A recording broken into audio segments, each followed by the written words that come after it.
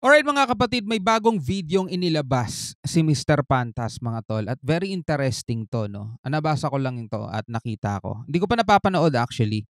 Basahin natin yung title, Mga Citizens, itinaya ang kanilang buhay para sa ma-expose ang tunay na kalagayan ng China mga tol. Yan o, ganito na pala kalala ang kalagayan ng China ngayon. Panoorin ang video mga tol. So sama-sama natin 'tong panoorin, bigyan natin ng reaction video and commentary. Puwede mong panoorin muna yung video ng solo, nakalagay po ang link sa ibaba. At, huwag mo na rin kalimutan mag-subscribe kay Mr. Pantas. And after nun, balik ka rito, panoorin naman natin ang reaction at commentary at opinion natin mga tol kung ano ang masasabi natin sa videong 'to. Pero bago natin 'to simulan, huwag mong kalimutan mag-subscribe. Click mo na rin ang notification bell para ma-notify ka whenever na may mga bago tayong reaction video tulad nito. Huwag na natin patagalin pa, panoorin na natin 'to mga tol. Ang mga taong ito ay nag-risk ng kanilang buhay para lang isiwalat ang totoong kalagayan ng China. Batid nila na maaari silang mapahamak kapag naglabas sila ng mga video o anumang impormasyon na hindi ayon sa kanilang pamunuan, lalo na sa kanilang presidente. Kaya mapapansin sa kanilang mga videos na nagkalat online ay hindi sila nagbabanggit ng masama tungkol sa kanilang gobyerno, bagkus inilalahad lang nila ang kanilang kalagayan. Ganun pa man ay delikado pa rin, pero sila ay sumugal para maisiwalat ang totoong kalagayan ng bansa. Gaya ng sinabi ng lalaki sa kanyang video, kung hindi raw sila magtrabaho ay maghihirap sila, at kung magtrabaho naman ay ganun pa rin, mahirap na nga, pagod pa. Well, kahit naman dito sa Pilipinas ganun din. Pag di ka nagtrabaho, maghihirap ka. Pero pag nagtrabaho ka, hindi ka rin naman actually yayaman agad-agad. Depende yan kung mananatili ka lang sa 9 to 5 job mo, o tama ba, 9 to 5 job, alam mo yun lang kailangan may extra ka para umasenso ka . Oo, mapapagod ka sa biyahe pa lang, papasok at pauwi galing sa trabaho. Kaya mapapalad yung mga may yung mga work at home. Napakaswerte ninyo, napakaswerte natin na meron tayong work at home, wag na tayong pepetiks-petiks pa. Pero dito sa Pilipinas ganun din. Nakakapagod din mga tol. Pero at least, 'di ba? Makakaasenso ka pag masipag ka talaga. Kung hindi siya magtrabaho, ang problema niya ay pinansyal. Kung magtrabaho naman ay hindi lang financial problem ang meron siya, pati na rin mental issues. Yun lang, pag toxic environment mga tol, magkakaroon ka talaga niyan. Pabiro niyang sinabi na mas malakas pang ang kumita ang mga nanglilimos kumpara sa mga nagtatrabaho o nagnenegosyo sa kanilang bansa ngayon. Actually, kahit dito sa Pilipinas, ganun din. 'Di ba? Marami kong nakikita mga tol na ikukumpara mo halimbawa yung mga nagtatrabaho ng 9 to 5, kumikita ng 600 plus na yung minimum wage 'di ba? Pero may mga nakikita tayo mga tol, nanghihingi lang, namamalimos lang mga tol, kanya-kanyang diskarte lang talaga. Yung mga umaakyat ng jeep tapos nagbibigay ng pasobre-sobre. May mga nagbibigay doon sa buong maghapon nila mga tol, baka kumikita sila ng 1,000 mahigit.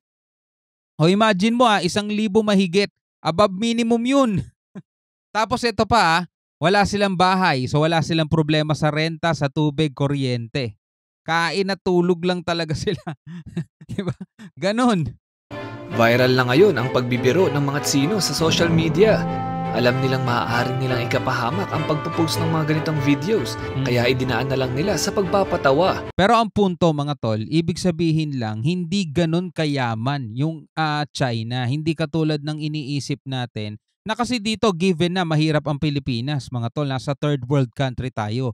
Pero etong videong tinatalakay natin, kala natin malaking bansa, mayaman, malalaki ang mga building, pero ganun din pala yung mga citizen sa kanila, nahihirapan din mga tol.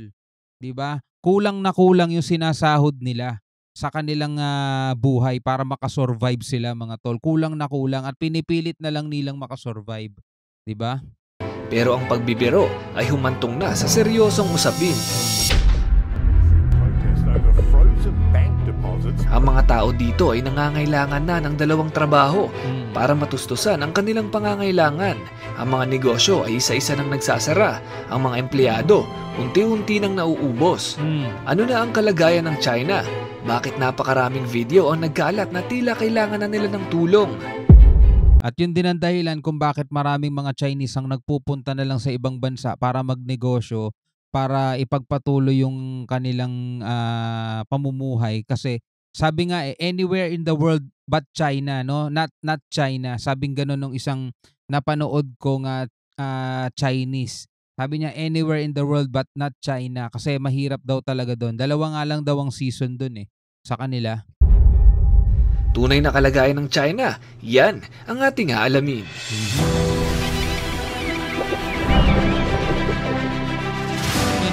Yung akala natin sobrang unlad at sobrang yaman, ganun din pala buhay nila katulad din dito sa Pilipinas, di ba? Ang matindi dyan, mahigpit pa dyan mga tol. Ang daming mga pinagbabawal dyan.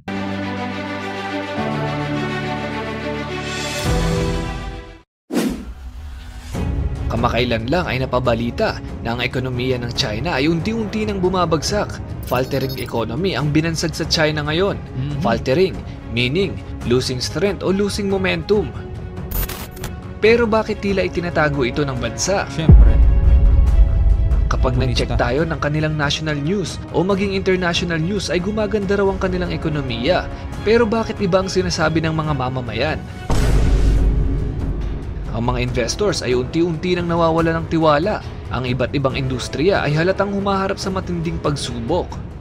Ang pinaka-apektado dito ay ang mga graduating students ng bansa. Pahirapan ang maghanap ng trabaho at mahirap ding magsimula ng negosyo. Sinabi pa na ang mga walang trabaho ay gustong makahanap ng papasukan at ang mga may trabaho naman ay halos sumuko na sa hirap. Dahil ayon sa mga manggagawa dito, ang isang worker ay binibigyan ng trabahong pantatlong tao. Kung sila ay tatanggi ay maaari silang masibak sa posisyon.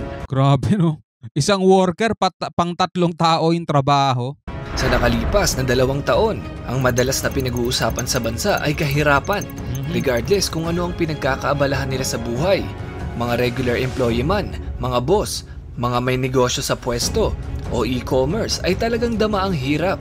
Except kung government employee ka. Nung nagsagawa ng isang survey upang kumparahin ang kinikita ng isang regular employee sa isang pabrika na kumikita ng 2 to 3,000 yuan kada buwan ay mas malaki pa raw ang kayang kitain ng mga nandilimos.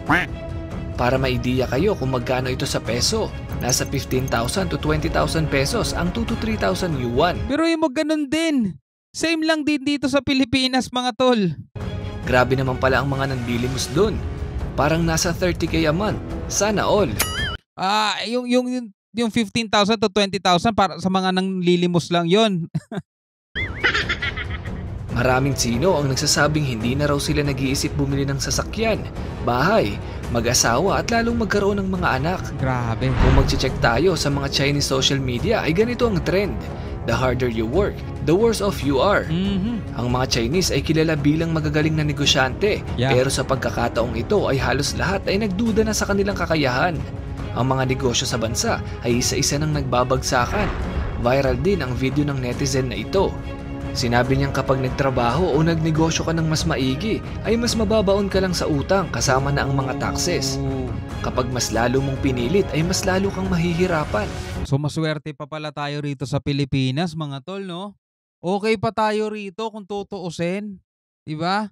Kasi alam natin yung nakikita natin, ito yung realidad, ito yung totoo. Yung sa kanila, ang nakikita mo parang fantasy lang. Ang ganda ng mga building, kala mo talaga maunlad. Pero yung mga netizen, yung mga tao doon, nahihirapan pala.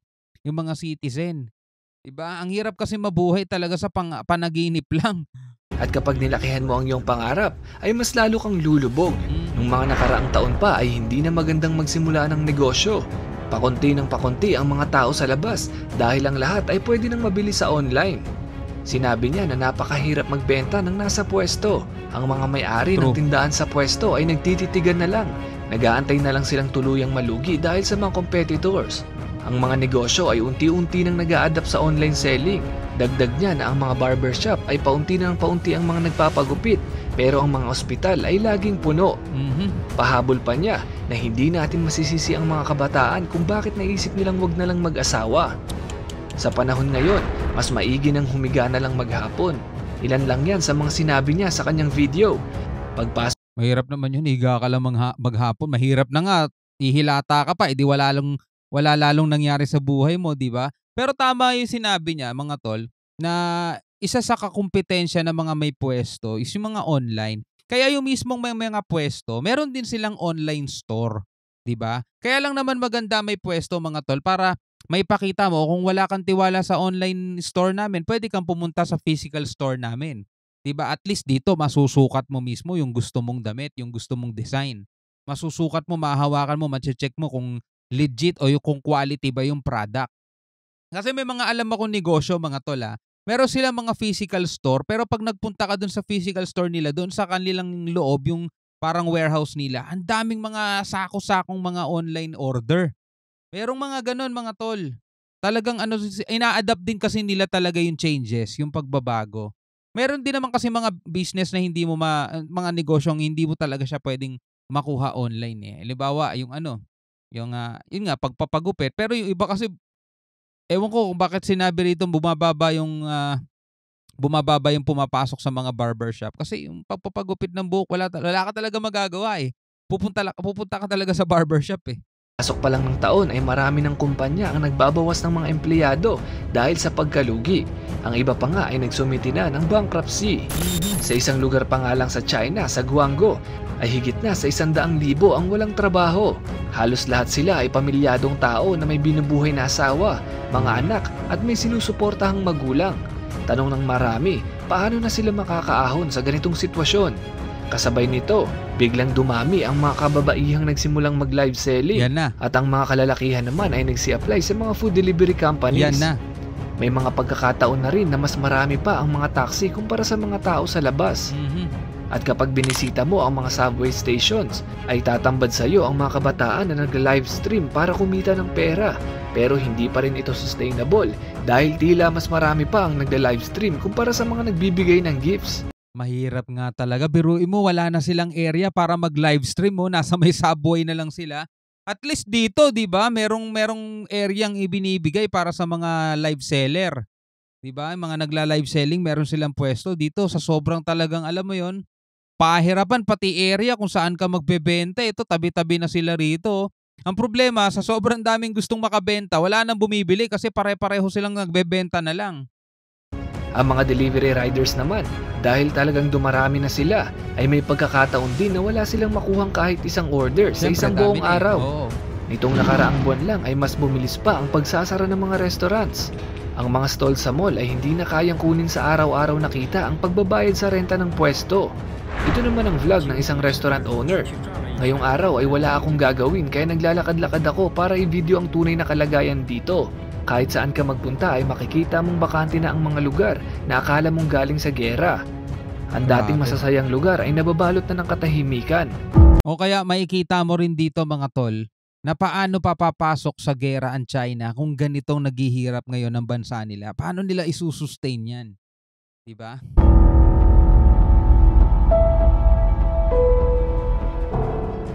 Lahat apektado, real estate, mga construction companies, mga renovation, mga furnitures at mga appliances ay nalulugi na. O buti pa rito sa Pilipinas mga tol, matao pa rin sa mall. Though may mga nakikita akong ilang shop na hindi sila tinatao pero ang tagal na nila doon, wala pang pandemic, nandoon na sila, nag-pandemic na lahat-lahat, makikita mo nandoon pa rin sila. Ibig sabihin, nakaka-survive pa rin sila. Good thing yun. Tapos marami tayong mga nakikitang restaurant na punuan pa rin. 'Di ba? Punuan pa rin. Ay, bawa Starbucks na lang mga tol. 'Di ba? Pahirapan na makakuha ng pwesto. Yung ibang mga Starbucks na bagong bukas, pila pa. Sobrang haba ng pila. Parang napakalabo nang makaahon ulit kami sa dati naming ekonomiya. Dagdag pa niya na isa sa malaking nakakaapekto sa kanilang ekonomiya ay ang pagkalugi ng real estates at ng mga construction companies. Bumabagsak ang produksyon ng mga bakal, mga simento at libu-libong tao ang nawala ng trabaho. Ang dating 80% na kumikita ng maayos at 20% ang hindi ay nabaliktad na. Nasa 20% na lang ang kumikita ng maayos at 80% na ang hindi. Ganito naman ang eksena sa mga bangko sa China. Daan-daang tao ang nagpoprotesta dahil tila ba hindi na nila makuha ang kanilang pera na akala nilang safe na nakatabi sa bangko. Wala na laman yung bangko. Kasi alam niyo mga tol, pag nag-deposit ka ng pera sa bangko, hindi yan mananatili sa bangko mga tol. Itataya rin nila yon, ipapautang nila o kaya i-invest nila mga tol. Tapos pag kumita, kita sila. Hindi nila pera yon. Kaya nga yung mga bangko kaya nilang gumawa ng pera from thin air, 'di ba? Gano'n ang nangyayari mga tol. Kaya nga kung may pera ka, palaguin mo na lang eh. Ipaikutin mo na lang. Umabot na sa 4 ang mga bangko sa bansa at nag-file ng bankruptcy. Tila wala ng perang umiikot sa mga bangkong ito. Kaya ang mga netizens galit na galit. Well, try nating ilagay ang sarili natin sa kanilang sitwasyon. Yung tipong hirap na tayo sa buhay at nakapag-save tayo ng kaunting pera sa bangko. Pero isang iglap ay hindi na natin pwedeng i-withdraw ang pera. O kasi wala na rin pera yung bangko. Kung sa Pilipinas ito mangyari, ay makakapagreklamo pa tayo. Salamat naman dahil nasa Pilipinas tayo. Dahil kung mangyari ito sa atin, ay makakapagreklamo pa tayo at maibabalik sa atin ang pera. Pero sa China ay napakalabo. Dahil hindi ganun kataas ang kanilang karapatan bilang tao, ni bawal nga sila magreklamo patungkol sa gobyerno. Yan. Kasi hindi sila demokrasya. Magreklamo pa kaya sa perang nawawala. Ito ang pangunahing dahilan kung bakit maraming Tsino ang gustong pumunta sa ibang bansa at doon na lang maghanap ng trabaho o magtayo ng negosyo. Ang ganitong pamamalakad na bansa rin ang itinuturong dahilan kung bakit mas pinipili na lang gumawa ng marami ng iligal kaysa mabuhay ng patas. Sa personal experience ko rin, iba talaga ang ugali nila. Hindi ko naman nila lahat pero nang magpunta ako sa Hong Kong at Macau ay marami talagang mga Tsino ang hindi maganda ang ugali. Andyan yung sisingit sila sa pila, manunulak sa elevator, dudura kung saan saan at uubo ng malakas kahit nasa harap ng pagkain. Uulitin ko, personal experience ko lang ito at hindi ko nila lahat. Gusto ko rin makita kung may personal experience ka rin sa kanila. Ang salamat Mr. Pantas at sinabi mo yan. Palagay ko mga tol, dahil nga matagal na nating kasama ang mga Tsino, panahon pa ng mga Kastila, meron silang ibang mga ugali na minana na rin ng mga Pilipino, katulad ng pagsingit sa pila. I-comment mo lang sa ibaba. Ganun pa man, ipanalangin na lang pagdura kung saan-saan natin ang kanilang bansa na sana bumuti ang kanilang kalagayan at itigil na rin nila ang kabi-kabilang pananakop. Yun lamang po. Alright mga kapatid, yan nakita natin at napanood natin kung ano ang nangyayari ngayon sa kanilang bansa. Makikita mo, maswerte ka, maswerte tayong lahat at nasa Pilipinas tayo. Diba? Maswerte. Talaga, kung titignan mo mga tol, kung titignan mo sa kanila, napakayaman na ng bansa nila dahil nakikita natin yung mga establishment, di ba? Pero iba ang nangyayari. Ayon mismo sa mga nakatira doon, ha? Ayon mismo sa mga citizen doon sa bansang yun, mga tol. Pero mo, wala ng pera yung bangko. Anyway, bilang isang Pilipino, ano masasabi mo rito? Comment ka na lang sa ibaba. Hanggang sa muli, ako nga pala si Shobaldi. Peace out.